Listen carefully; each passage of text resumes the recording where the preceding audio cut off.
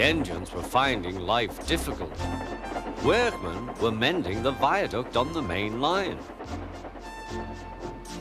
The arches needed strengthening. The Fat Controller did not want to close the railway while the work was done, and so repairs took a long time.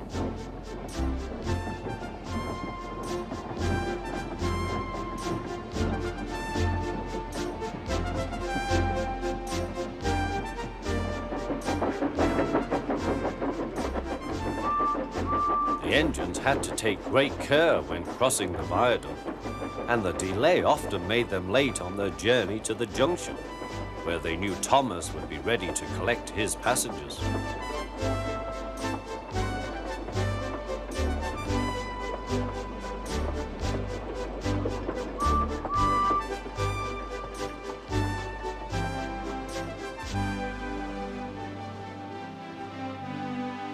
Thomas grew crosser and crosser. "Time's time," he grumbled. "Why should I keep my passengers waiting while Henry and James dawdle about all day on viaducts?" "Don't blame me," snorted Henry.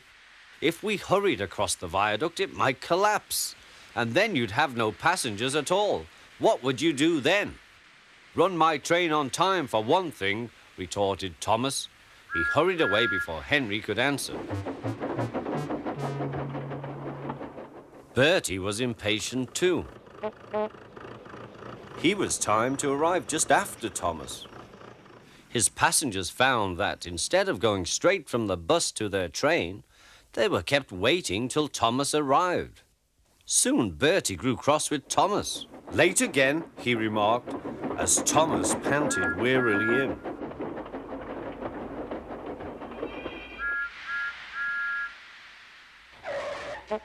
"We may be friends, but I thought you could go fast, Thomas.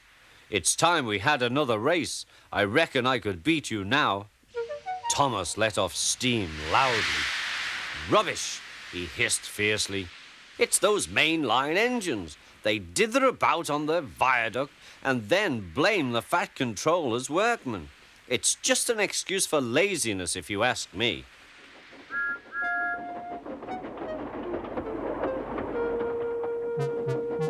One day, James was later than ever at the junction. "I'm sorry, Thomas," he puffed.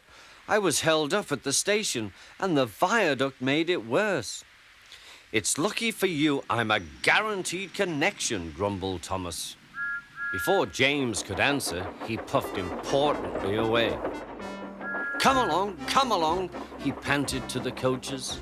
Annie and Clarabel did their best, but Thomas soon found that he couldn't save much time. Suddenly, Thomas saw Bertie ahead. His radiator was steaming. "What's the matter?" asked Thomas.